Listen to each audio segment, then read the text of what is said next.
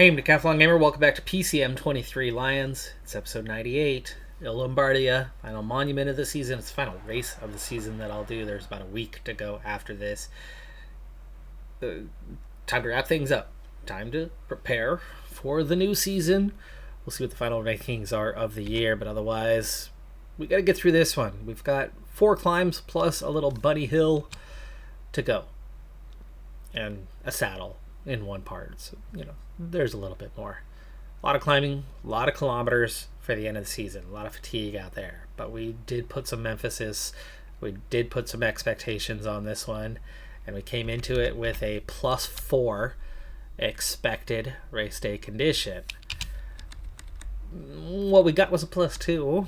Not bad, I suppose, for a draw, but De Villiers is definitely struggling with just that 69 rating, so we need to up his effort to hang on as he is towards the back end now, and we're only about halfway up the climb. Overall, Ashimwe's +5, not terribly helpful because he's not very punchy, not a great sprinter, and where he does have advantages in the climbing, he doesn't have it in other places. But if the field really thins, Ashimwe could be strong.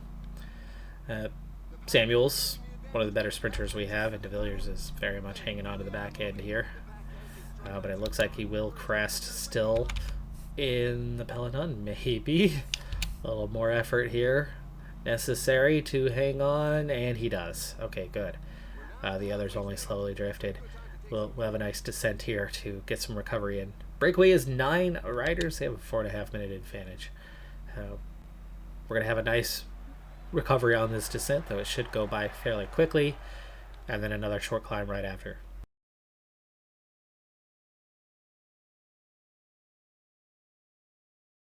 At the base, recovery is only complete for Ashimwe, no one else. De Villiers still hasn't even reached the front. This is Josh De Villiers, the punchy one, not Matt. So we don't have a sprinter here. And a lot of the domestiques are really still feeling it. Hopefully we can get them all through this climb. This next descent, while shorter, is more gradual. We should be able to get a better recovery, and especially with most of the guys at the front for that one. Hope to see. There you go, De Villiers finally back into place. Hanouk, first one to start fading. But we're going to crest here soon. He will definitely not get dropped, but he's dropping back too fast. So I was hoping he would be a little bit closer to the front, but this has gone on a good kilometer longer than expected, and I don't think we're ever going to see him in the mix any longer. We do need to get water one more time. Now's not a great time for it, and Hanouk is not in a great position here. 157 left in the peloton. All 9 of the breakaway are still out there. Who's in that breakaway? Almost Carlos Rodriguez, Monacave. Wow, that's pretty strong. That is pretty strong, but it's Il Lombardia, and it's a crazy deep database at this point. So there's just so much quality in the field in general. There's plenty of quality not here, but there's a lot more quality here than you would get in a regular Il Lombardia in real life. Hanouk has nearly made it back up there, but he's got no energy, and the descent's done. But you can see we did get a lot of recovery from other guys. De Villiers, the one protected rider who's looking a little weak still. Johannes Dalek, it's early, but go get water. He's punchy enough. He can fight his way back forward. Please don't have to drop back too far. Hanouk's already slipping back a little bit, even though he had some energy there.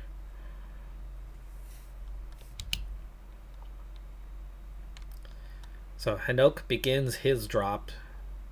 He'll never be seen at the front again. He's one of the ones who just dropped out, but the field is shrinking rather quickly. Down to 142. Johannes Dalek nearly back to the front here. Does not have a ton of energy himself. We're already halfway up this climb. It's a 24k climb, but it's only 3.5%. Johannes Dalek went right past Samuels, but it didn't give him the water. We do finally get it. Front group is starting to break up, thinning out. And we're starting to see attacks. Favorites. Lectison. Pagacher. Going for it. The 81s, 82s guys. Not our job to be the one chasing them down. I'd rather see two guys go off and claim a first and second and fight for third than to bury ourselves trying to keep them in check.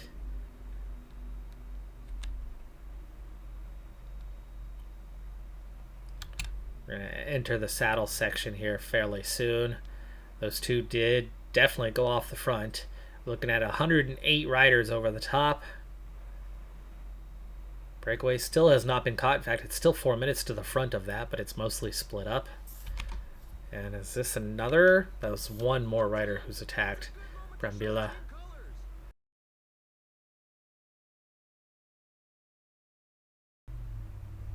That is some quality off the front. Carlos Rodriguez got dropped. Those two guys are already well beyond most of the breakaway riders. Inside 100 riders here, and we will very much be part of the chase group. 53k to go till the end. Splits here on the descent are putting us in a very good way, a very good position. We got a couple teams here ready to commit and push, and a small group of riders, and we have most of them. Now, time to start preparing. Giving everybody kind of the proper setup here. Johannes Dalek's going to gel up first. He'll be first guy out in line for us, as he's obviously the weak link. And Tony, the one after that. De Villiers actually might go before that. He won't last very long as a climber. The thought of a punchiness situation has really subsided.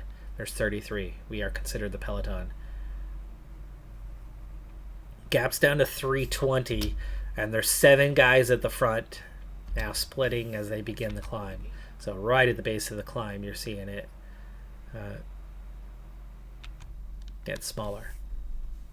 The climb, 8.5K, 7.5%, and our best strength is our climbing and our numbers that we have. So we might as well give it a go and see what we can do. Catching those front guys is going to be ridiculously hard. Those front 3, is it? Or 4? 3? No, 2 and 2. Leknasund at the front. Petrovic with him and Pagach. Damn, that's a strong front group.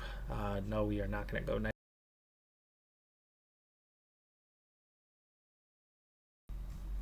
It actually stands to gain something. It's Rwanda. It could gain multiple points for Rwanda if you were to win this thing. Let's get De Villiers ready. Johannes Dalek coming forward. That's an attack. Martinez, who just got caught, goes on the offensive. That's it for Johannes Dalek. Attempt to back off on the pace for De Villiers didn't go quite as planned there. Tony is just about keeping up with him now that De Villiers has used up his red bar. Let them both continue on for a little bit. Try to decimate the group somewhat here. Martinelli's trying to push, trying to set himself up for attack. So is Vingegaard and Vlasov, and we're going to have to come through here shortly. How far up the climb are we? Halfway. It is done. On to Motoni, same 99. The red bar only lasted a split second, but just giving us that little bit more push, oomph, to set us up here late. But we're drifting a little too far back to do much here. So Samuels, get us back up there before we go out the back. Okay, pause for a second, get these guys all on auto. Big splits, big chance for points. There's Roglic, there's Motoni. So Roglic has been dropped. Felix Gall is getting dropped. Plapp. Yes, this group is all out the back. Wow, this is a strong group. Ayuso, 81, 83. I mean, this is a lot of quality.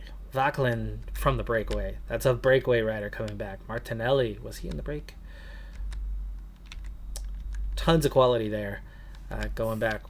Romanov is getting dropped. We're down to 16 in the group. Here's Evenepoel struggling to hang on. He is hanging on, though.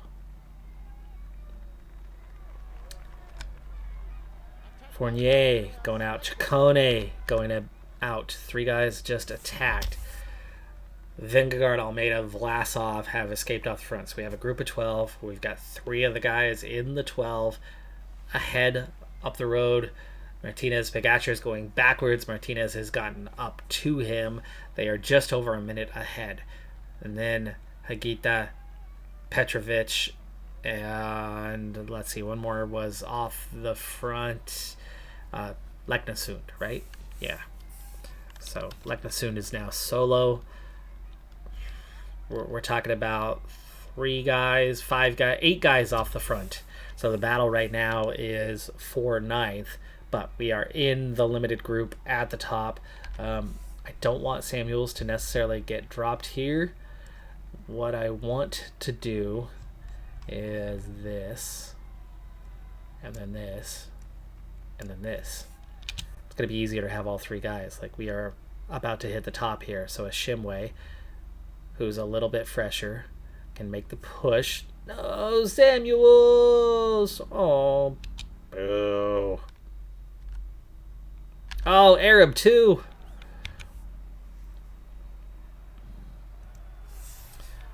Well done. Should have changed them out sooner. The idea was 3 guys is stronger. 3 guys has a better chance of finishing higher. Shimway looks great today. He's a little bit of a sprinter today.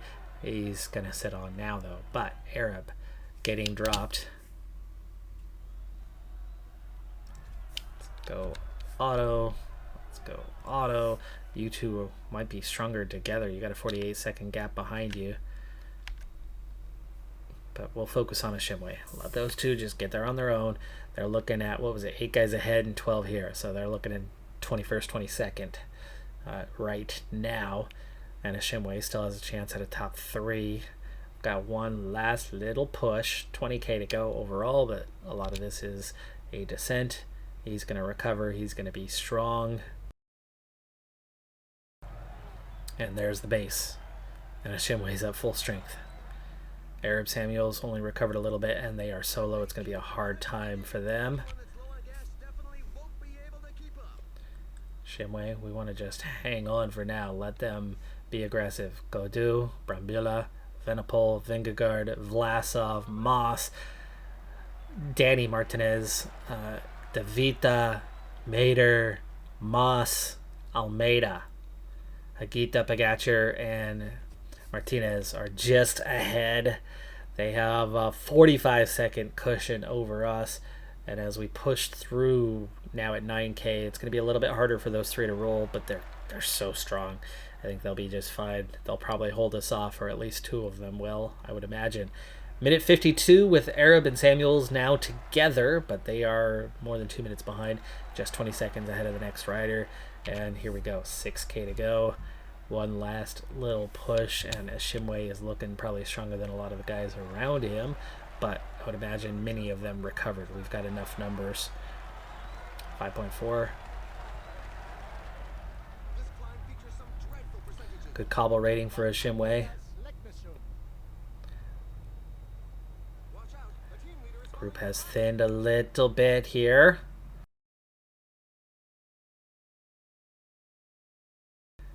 It's 10 chasing. There's 2 guys just ahead. It's 2.4k. Trying to give myself a little bit of red bar to follow. And sprint it out here at the end. Coming up inside 1k. We're still doing the 96. Now sprinting. It's going to be a good finish. Petrovic has already won. He caught and passed Leknesund. Vingegaard got 3rd. De Vita, Vlasov, Moss, Martinez, Brambilla, Almeida, Godu, Hagita. 14th. And Shimway just got hammered by that entire group. They all beat him. Pogacar, though, got caught and passed 15th. There's Mader, who got dropped. There's Moss, who got dropped 16th, 17th. There's Pidcock, came out of nowhere. Nish, Hindley, these guys all caught and passed R2. There's Arab, Chacone, Samuels sprinting for a top 30, 31st. Overall, good result. Should have been better. Shimway should have cracked the top 10 on that sprint at the end. His ratings his quality going into that. He should have been able to crack the top 10, but the entire group beat him. We've reached the end of the season. Let's recap. First off, Stephen Ansa, the sprinter. He's found a home. Alicante Frutas. 3.5-star Continental team. Weak in the sprint. Could make him one of their better sprinters, and it doesn't. Not even close. They're weak in the sprint, and yet he's going to be down in this territory. The 10 nominees for Rider of the Year: Petrovic, Vingegaard, Philipsen, Leknesund, Evenepoel, Pogacar. Girmay has made that shortlist. Paulus, that one's a little more surprising, but still a very strong rider. Johansson as well. And Pellizzari. The last 3 are the ones that are a little surprising to make that list over others, but we have not made it yet, but we were definitely closer this year than any year we've been before. Even by the end of the year, though it didn't matter after August the 1st, sponsor absolutely loved us. We had a great year in their eyes, and as we're going to continue to be Continental Pro going forward, we should have an easy time getting a super success once again. $150K budget for the coming year, and that should continue to grow. We are still well short, and we gained about 27K, or we gained 27K this year. So if we can get something similar next year, we should be 175 plus. Roughly a week before the transfer market officially closed, our ranking changed, our index changed for the first time in a month and a half. La Gruppetto, BMB, Telefon, Total Energies, Jumbo Visma are the big teams in the coming season. No one has 5-star capability, but there's real quality. 4-star plus doesn't even necessarily get you into World Tour. Ratza, coming from Continental, jumping to the last World Tour spot. Wow on that part. Tudor, Trafau pushing up. So 3 teams are going to get bumped out of World Tour as these guys all just cracked that 4-star barrier. So who is out? UAE, Team Emirates, 4 flat. And that doesn't make it. Israel Premier Tech, 4 flat, doesn't make it. Movistar, again, Geico doesn't make it. So some big time teams. Arkea Samsic is not there. Radstand, one of the top teams this year, is down to 4 stars flat and our Continental Pro. We made that change in the last couple of days. It's only 2 spots, but we made that change because one of our top 3 has leveled up. Who and how we'll get to in a moment, but let's go through the rankings, and more importantly, with a few teams getting bumped, Radstand in particular, we need to look at those 3, Split SE, UAE, and Radstand, and figure out where we're at in the rankings relative to them, because Radstand, I think, was one of the few teams ahead of us. In the end, we did drop all the way down to 8th place in the team rankings, but are you kidding me? Barely Continental, first year Continental Pro team that came out of nowhere with no reputation, cracks the top 10 of the team rankings. That part's just freaking surprising. But of those 3 that are getting bumped down, obviously we were the top Continental Pro team by a wide margin. Movistar 14th, 2,000 points behind us. They had a nice little run there at the end. But there is one, Radstand. So Radstand, one of those 3 teams that's getting bumped down. So that means we're actually the 2nd highest, same as last year. Of course, we did that as a Continental team, but we did not do that with 10,000 points. Not even close. Samuels did make the top 20 in the individual rankings with 2,600, roughly a quarter of our points this year. Ashimwe got 1,700, Janssen got 1,200, Johannes Dalek had 800, Arab surprisingly just the 600, but it is Sammy Arab who has leveled up 3 times in a relatively short period. We, of course, are in the 2029 season. We've gone through a lot of seasons in this series, in these 98 episodes. However, starting at episode 44, I began tracking our movement at the top when it came to level ups. I might have missed one somewhere, but I've tried to keep track of this. Back at level 44, Samuels, Josh de Villiers, Roteasir were our top guys.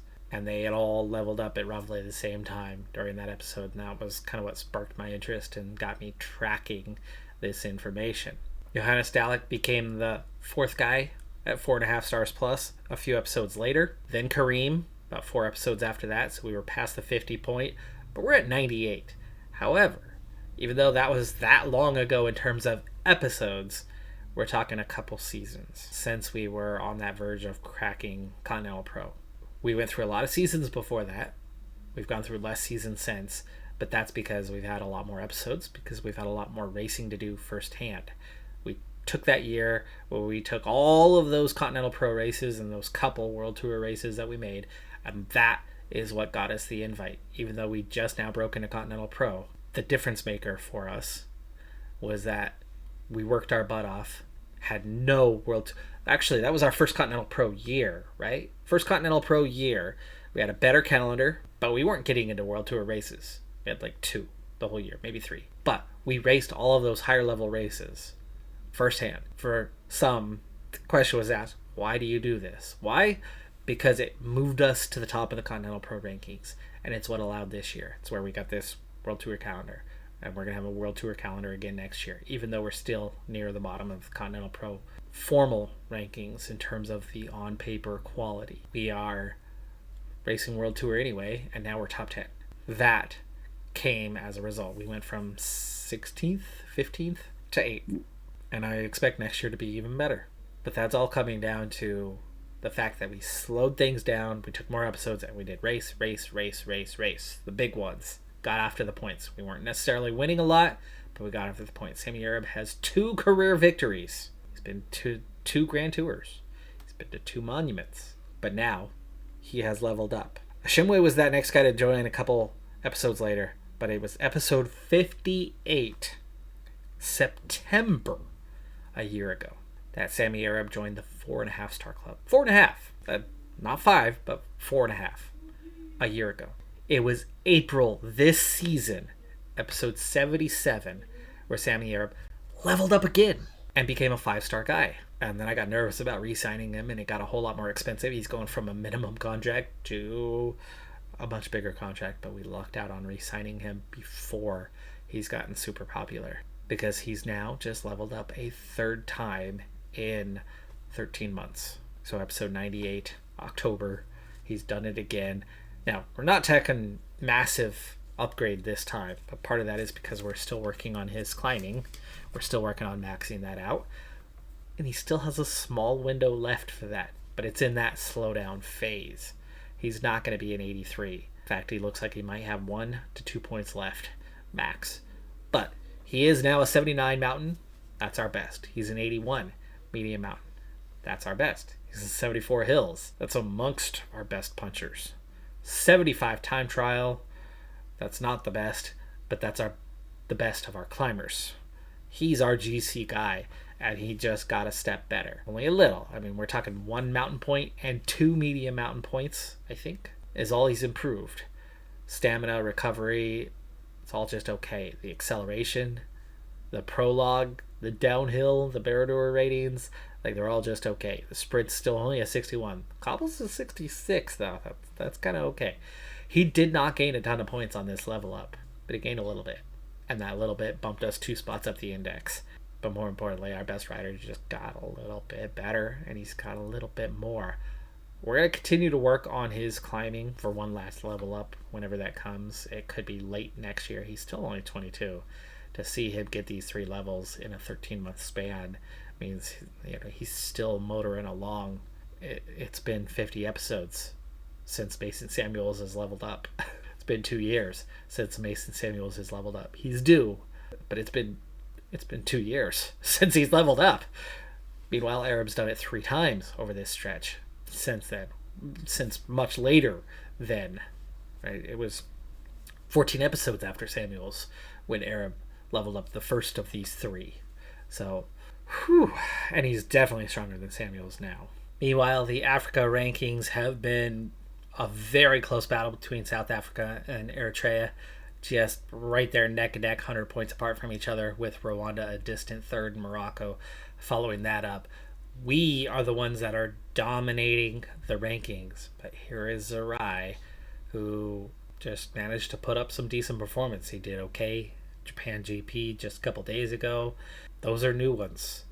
In fact, all of his top scores, they're from this year, folks. It's been a full year now, so he did well for Ratsa, and Ratsa is the team that's jumping to World Tour. So Zerai, what the heck, dude? A 75, 73, 75. He has leveled up again. He is better than when he left us. It's the mountain rating, I think, that picked up at least a couple points there. I think he was a 75 hills already. I think he was like a 72 medium mountain, like a 71 mountain when he left us, roughly. So he has progressed that little bit more. He had a little left when we let him go, but it was only a little. But good to see. Good to see him grabbing some points. But otherwise, it's Girmay and then all us at the top of the African rankings these days. In fact, even further, Matoni. We have 14 of the next 15 after Girmay. And we are the ones that developed Zerai from the beginning. There's only a few guys managing to get any points. Mankey's last little 149 there. I think he's about to retire. I think he announced Intermarché 77 mountain, and he only managed to score 149 points this season. Debod is another one who's close. Berhi is another former guy of ours. And then Tesfazian, not much there. And quite a few of these guys are ones that were on our team. But Girmay continues to be beyond our reach. But we let go of a few guys here, and they are going to World Tour or Continental Pro teams. They'll continue to compete and hopefully can be like Zerai and do something. Be successful. Find some success. I thought I was going to do my new season prep in this episode. I did not think that one race and a little review at the end of the season was going to take as long as it has. But the Sammy Arab thing has blindsided me in the best of ways. I'm happy for it. A number 1 finish in the Continental Pro rankings, but a number 2 entry into the coming season will still see us get most of the World Tour races, I would imagine, in a similar state to this year, where we were denied entry twice. We turned down an entry, or never applied once, so we missed 3 World Tour races. I would suspect that, well, first off, I'm going to apply for all of them for the coming year, but I would suspect we'll miss out on a couple once again. But just that. So nothing bad. We should get most entries, and with that World Tour calendar and a strengthening lineup, finally somebody at the top leveling up. It's been a while. In fact, I think Arab was the last one, practically. The last guy to join the 4.5 club was Hanok, and that was a little bit after Arab's second level up of 3. Ashimwe has gone on and had a second level up. He went from a low level 4.5 to our highest 4.5 star guy with his second level up. Arab, of course, went from a mid 4.5 to a 5 to now even higher, but still 5. But yeah, things have really dried up since the early part of this season, since about April. So to get somebody in is good. There's still the November, December, and into January. And then, of course, January is very not busy until you really get to mid-February is when the calendar kind of starts. So we've got another window here. We got a lot of guys that are due level ups. Let's hope we could get a couple of those and be even stronger going into the next season, because we were very much looking the same team as we've had all this year. With very little level ups, and we're going to be missing a couple guys, replaced by good prospects, yes, but prospects, guys that aren't going to be at that same level right away. So we definitely need some level ups. This has been very welcome, but like I said, I did not expect this to end up taking the whole episode, but it has. So I'll still give you a little bit of the January setup, especially as I'm going to go hardcore into it this year. I'm gonna do the full calendar planning, or at least mass majority of it, all the World Tour race planning this year, objective setting, assuming that we'll get into everything except for like a Paris-Roubaix. And even if we don't, or even if we do get into the Paris-Roubaix, it's not going to be a primary thing on our calendar, as we are not built for cobbles. That's one of the 2 we didn't get into, and I would kind of assume it's going to be the same. But otherwise, we will plan this year on those World Tour races. That's going to make us a little stronger. Should be able to finish a little bit higher more frequently, rotate who's going where, a lot more planned races for mid-tier guys with bonuses where they'll have +3s, 4s, 5s could make us a little stronger to support the leaders, and then the leaders will still have a similar calendar, but we'll try to not overload them. With careful planning, I think we could have an even better year. That's going to do it for this episode, though. I'm Decathlon Gamer. Like, comment, subscribe, and I'll see you next time. Have a good one. Be safe out there. Bye for now.